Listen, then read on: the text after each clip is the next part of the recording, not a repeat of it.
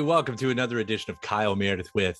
It's the interview series presented by WFPK at WFPK.org. Consequence, the Consequence Podcast Network. Thanks as always for making your way here, checking out the episode in this series. I do hope you hit the subscribe button. I put out 3 new interviews every single week, new and every Monday, Wednesday, and Friday. So it's a great way to keep up with your favorite artists and discover some new ones as well. All the usual spots in podcast land, wherever you get podcasts from. And of course, right here on YouTube, you can grab the video versions of the podcast here as well.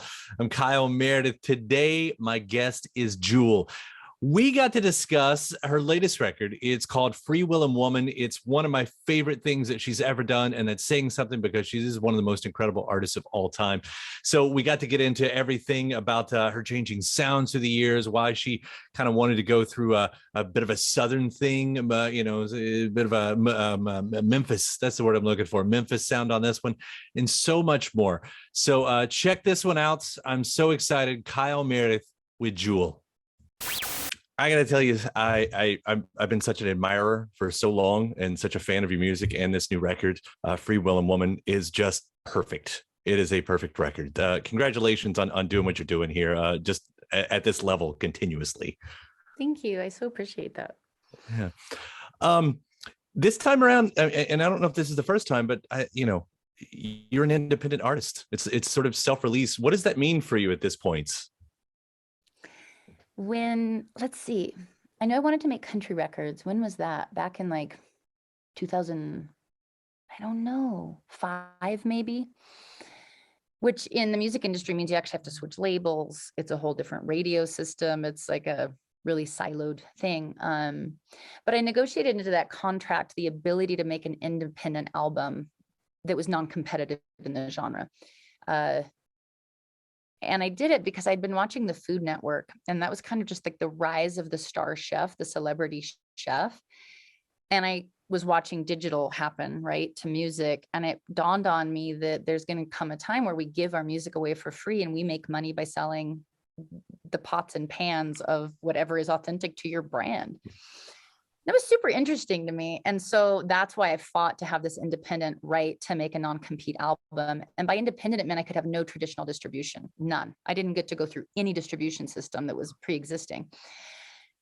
And so after my first country album, I made an album called Lullaby. I recorded it at my house, original songs, some of my favorite songs. And I was able to get it in the greeting card aisle of Target and the baby aisle of Walmart, because it's where I realized my consumers were now. They moved and shifted. I have sold more of that album than almost any other album I have. That album still to this day funds me not working. I haven't worked in 4 years. That album pays all my bills. It's been an incredible gift. And it's like this quiet little record that nobody really knows about, but it's been incredibly evergreen. So anyway, I love independent albums. This current album isn't truly independent in that way. I licensed it to a proper label. And so I'm going through proper, I don't know if proper is the right word, but established systems, but I'm the copyright holder or the master's holder.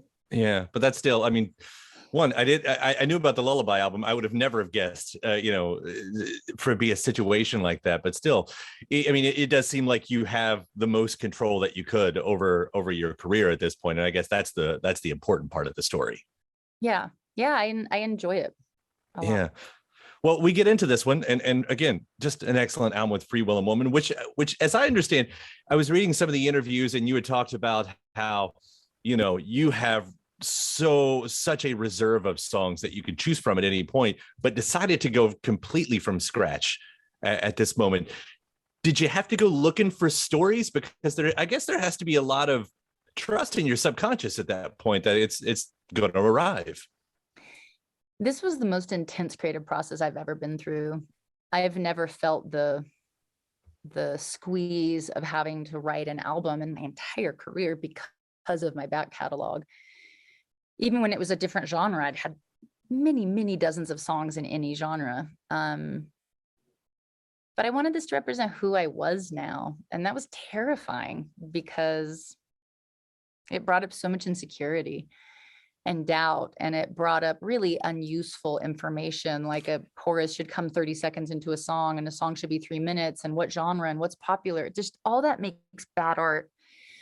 And I get why like Bowie or like a lot of like the heroic artists did a crap ton of drugs in their middle age to develop a new sound, because doing it sober was very psychologically grueling.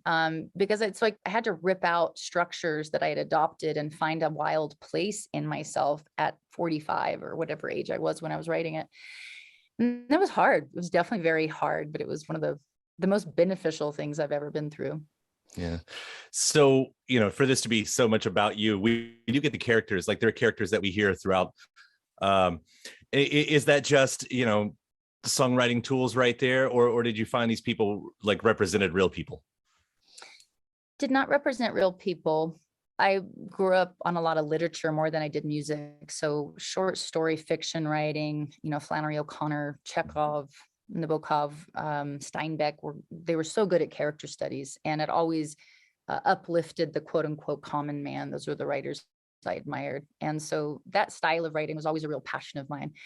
So songs like Half-Life, where you're watching a character, you're trying to develop a character that also is so universal that each of us can relate to it. I can relate to it. How have I been living a half-life too? I mean, that's my favorite song on the record, by the way, as a personal half-life. I wrote down my exact words is, my God, this song is so good. And it sounds so good. Could you just go further into the story if you don't mind on that one? Because I would love to kind of hear what the inspiration for it was. When I sit down to write by myself, I don't have a title or an idea at all. I just sit down and I call it catching a feeling. I'll just catch a feeling, whatever guitar part you're noodling at sort of creates this mood. And it really is like walking into a scene. And it's sort of like, I don't know, that mood creates an atmosphere, and then you can step into that atmosphere. And it's almost like you can look around like you got dropped into the middle of a movie, I guess. And you become, or I would become very observant. And it's a lot of stream of consciousness. And so for whatever reason, Sally came home today, she didn't have a whole lot to say, just set me off on this thing. And you don't know the hook till you get there. It's a weird process, of discovery. It's like walking down a trail and you like looking, there's a vista around the corner. You're like, holy shit, that's cool. But I don't have control over it. It's like, I don't know, you're participating, and it's a hard thing to describe.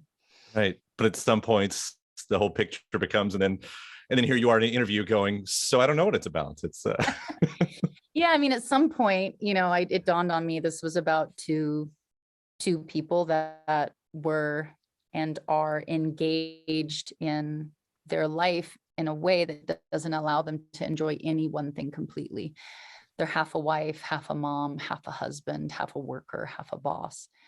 And the desperation, the sad and silent desperation of people trying to have it all, realizing that they've actually been robbed of significance, of consuming, of metabolizing life in any significant way, and dealing with that through more numbing, anxiety medication, getting stoned in the parking lot before you have to come into your wife. It's a depressing tale. And still, it sounds good. It's fun to listen. That's what, I think it might have been, press release or another interview. You kind of along that line, you had said something about like a lot of these songs have to do with overcoming something, like the characters overcoming something, maybe you overcoming something. For that to sort of be the thing that's going on in the songs, do you know why? I mean, it was what kind of drove that direction lyrically? I knew that I wanted the album to feel empowered. I feel empowered. My life was hard. It was touch and go, whether I would become a more bitter person, and be able to digest these experiences, and whether I would let them make me more bitter and more unloving and more mistrustful, or whether I could convert this poison, if you will, into more love and more kindness and more generosity. And in my business as well, not many women make it as singer-songwriters. The only females that are really iconic, honestly, are Madonna and Cher, and they're pop stars. And so the way they achieved that are very different mechanisms than somebody like me could achieve it or would want to achieve it. Bob Dylan and Neil Young have tremendous notoriety. Joni Mitchell's every bit as deserving, but can't sell the same tickets. I don't believe she's thought of with the same gravitas, and I believe she should be.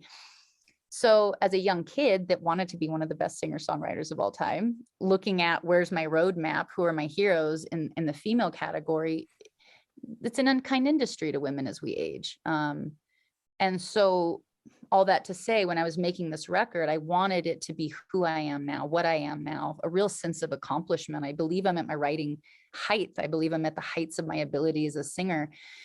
And I'm proud to be a woman. I'm proud to be middle-aged. I'm proud to be a mom. And it's a lot of stuff you just never hear about in the music business. And I wanted it to be loud. I wanted it to be what I led with. And that's why I wanted to write it from scratch. So a lot of the songs are about overcoming something, but also hopefully with a real sense of empowerment, that you just keep going and you're making choices, and what choices are you making, and to feel empowered by that.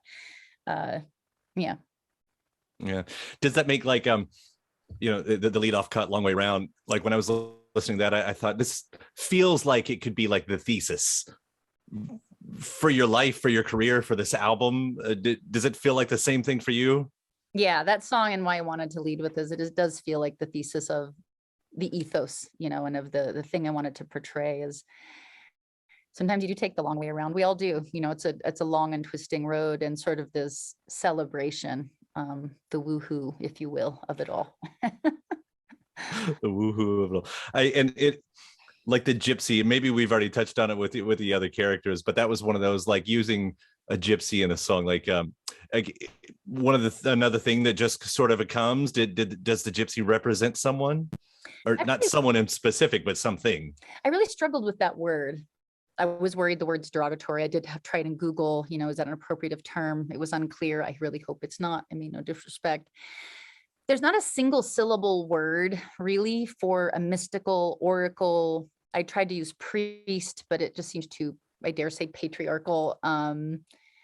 So I settled on gypsy. To me, that just represents the knowing that each of us can access, maybe reflected through somebody else or just by going within.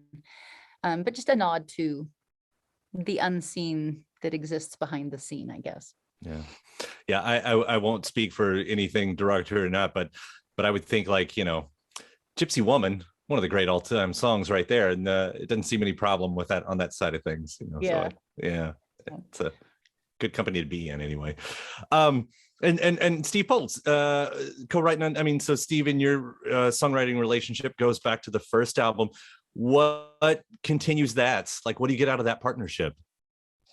I love Poltzy. We're just lifelong friends and mates. I have a lot of respect for him. He's a tremendous writer, very, very prolific, really playful, so I can become overly serious and digging myself into a hole of not liking anything I'm writing. And he just comes along gleefully, and they just spill out of him in a rainbow array of colors and silliness and absurdity. And it's a good mix, because I always call it, he likes to pee on a song. Like, he likes to take a perfectly good song and ruin it with the dumbest line or just absurdity, where I always rein that part in, and he helps me be a little more playful. Nice balance. What about the sound of it? Like, it does sort of have a Southern sound. What drove you in that direction? I don't like repeating myself, just because I like to learn and push myself. I like to be on the edge of failure. I like the risk. I don't know. I don't know why, but I like that everything could go horribly wrong, because that means I really put myself out there. It means I really extended beyond my ability, and it doesn't always work out, but I would not change a thing. That's what I value. I guess that's my fuel as an artist. It's such a personal thing. I noticed it's something other people really don't understand. The way the press was with the pop album, it was so funny. You would have thought I had murdered someone. Like, it was so disappointing to people that a singer-songwriter that was credible would make a pop album. It was so precious and so funny. Is she still our same jewel? Like, I found that so funny, and I love that album. All that to say, I wanted to push myself into some new territory. There's a huge influence in my life I've never been able to pay tribute to, and that was R&B and soul and Muscle Shoals stuff. I really cut my teeth on a lot of those singers, especially. And so I wanted the album to sort of have a new sound that might be sort of a Muscle Shoals-ish type of thing. Bill Withers had just passed, and so I wanted to pay a tribute to him. That's why I wrote Grateful. And Butch, Walker, my producer, is just, he's an incredibly eclectic, talented musician and producer. And so we were able to hopefully I think this is the first record. I didn't realize it at the time, but I listened back to it for the first time and since I made it, which is a couple of years. And I finally got every one of my styles on one album. It was like I finally figured out, like, there's hardcore folk, there's country leaning Americana stuff, there's straight up pop, and then there's sort of this new thing of, I guess, a more soul influence. And hopefully it makes sense. I think it does. Yeah, no, the way it's laid out too, the way things kind of not bleed into each other, but lead to the next song. Like, it's really well laid out. And that's, I mean, it is interesting. And of course, being a fan, I've been along for the ride through the genres. That, I think that's actually been one of the things I like most about, following you is that sense of adventure. And to hear that line again that we were talking about earlier, that, at any given point, you've got at least 10 or 12 songs to represent whatever genre you're going into. I'll take the chance and ask this one. What else do you want to do? What other songs are lying there waiting to be heard in various sounds? The way I describe music, for me, I consumed a lot of variety. It's just what I liked. I listened to as much Bob Dylan as I did Marvin Gaye, for instance. And so I internalized that. And so of course it's going to come back out of me. And I liken it to a closet. I have sweatpants, yoga pants, ball gowns, jeans, athletic clothing. If I wear sweatpants one day and a couture gown the next day, nobody says, Jewel, who are you? It just makes sense to people. That I feel like my music is my closet. Like, I'm in a more playful mood and I wanted to write 0304. As far as what I'll do in the future, I don't know. I've been wanting to push myself vocally. I wrote a much more ambitious album vocally. I feel like I really pushed myself on my melodies and showcasing more of my technical ability, which for some reason I was just never interested in doing. There's a lot of stuff I'd like to do. I like rock music. I like classical music.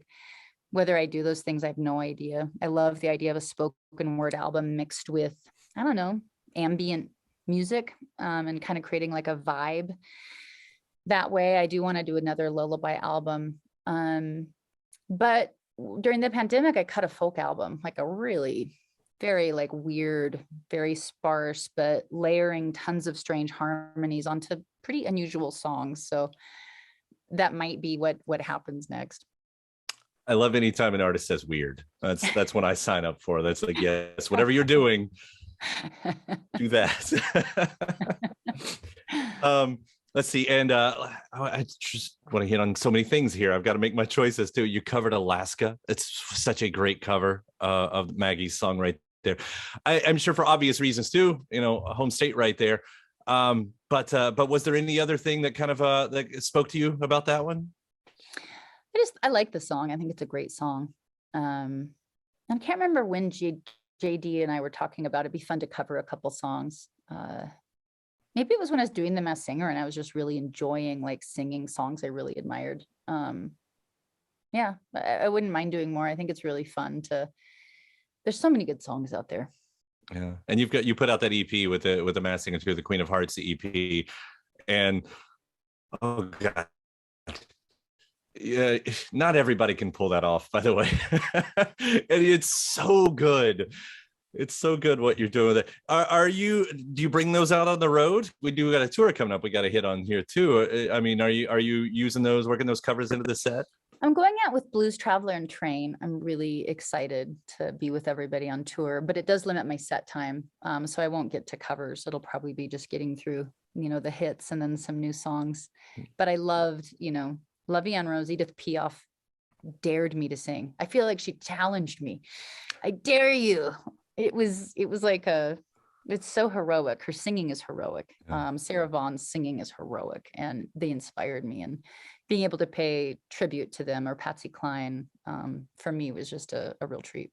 Yeah. Again, just fantastic. And you mentioned, of course, the tour. Yes, with Train, with Blues Traveler. Train's also on this record. Pat's on the record. You've got Darius Rucker on the record. That was a thing of, Darius, Pat, yourself, of course, you all came to prominence from the same era. Maybe they're just friends, but do you sort of think about that when you're having them as guests on? Like, this does speak from a point of view of a time. Yeah, it was kind of neat. I was at a party in LA and it was a lot of musicians I haven't seen, right? We're all separate on the road. It's kind of sad. There's a class of, but we never go to school together because we're all doing separate tours and albums. And I got to hang out with Beck and Grohl and all these musicians that are just such a part of my life, except we never really get to hang out. So it was my little way of doing a yearbook, having Pat and Darius on there. And I was really blown away by Darius. I love him. I think he's a really talented artist. I've really admired his country career as well, but I think he sings his ass off. That's not an easy song to sing. And I was very impressed. I was really tickled. People should hear it. Yeah. When his voice comes in, no, it's great. With the 90s folks in mind too, is almost a little nod to Tori Amos, or is that just kind of musical coincidence there? I didn't realize it at the time when I was writing the story, but hearing it back, somebody mentioned it online and I was like, fuck yes, that is. Like, she was a huge part of my, before I came out, she was out, she was definitely influencing me. And she's, again, such a fantastic artist and visionary. And she had such a rascally great spirit. It was so perfect for the 90s and what it took for a woman to do anything in the 90s. Yeah, she's tremendous. So I didn't realize it at the time, but listening back has to have, had that influence. And those moments happen. Again, as a fan of both of you guys, that's one of those like, like Venn diagrams all coming together. It's it's all happening right there. This record, again, I'm such a fan, Jewel, of this and Freewheelin Woman. And I also want to say, not to leave us too much on a down note, but with everything that's been happening this week in the world, and your song Hands has just been in my head, especially those first few lines, and do you still believe them as much as when you wrote those? Absolutely. The last 10 years or 7 years at least, I've been building a business outside of music in mental health, just to bring mental health tools that anybody can practice without therapy that will create neurological change. There's a website called jewelneverbroken.com. And we're scaling those tools that I sort of cultivated for myself so I wouldn't kill myself. So I would be able to change pain points and habits in my own life, and offering them in the workplace and in schools. And obviously what's happening right now is just such a tragic heartbreak. You realize what unkindness is, the abuse of unkindness. And I really hope that political figures and everybody can see the seriousness of creating otherness, because we pay huge prices. But yeah, that song is continually my medicine. I sing it to soothe myself. The reason I wrote Lullaby was those are all songs to soothe my own anxiety. Highly recommend it if anybody's having anxiety, because I literally use that song, that record, to calm myself down. Yeah, it's a hard time. I think people have to have a lot of courage to persevere. And I guess I would just say, don't discount what an act of activism it is to heal yourself. I really feel like everybody's so busy yelling at everyone else about what they're doing wrong that no one is healing their own issues. That's the most profound form of activism we have, is to heal ourselves and then to extend humanity to people around us. It's beautifully said, and just one of the all-time great songs there.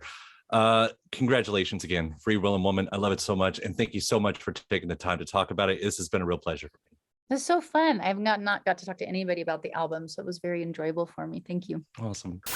And my thanks to Jewel. The new record again is called Freewheelin Woman. It's out there. It's available. You should definitely go listen to all of it if you haven't already. Just devour it. It's worth it. I promise. It's fantastic. After that, head over to WFPK.org. That's where I do a show Monday through Friday, 6 p.m. Eastern. It's an hour full of song premieres and music news, anniversary spins, bonus interviews. Again, Monday through Friday, 6 p.m. Eastern at WFPK.org. Consequence, they've got your music and film news. You can also find me on the social media spots. It's mostly Twitter, but occasionally Facebook and Instagram, all three of them at Kyle Meredith. Do hope you like and follow along. That does it for another edition. I'm Kyle Meredith. I'll see you next time.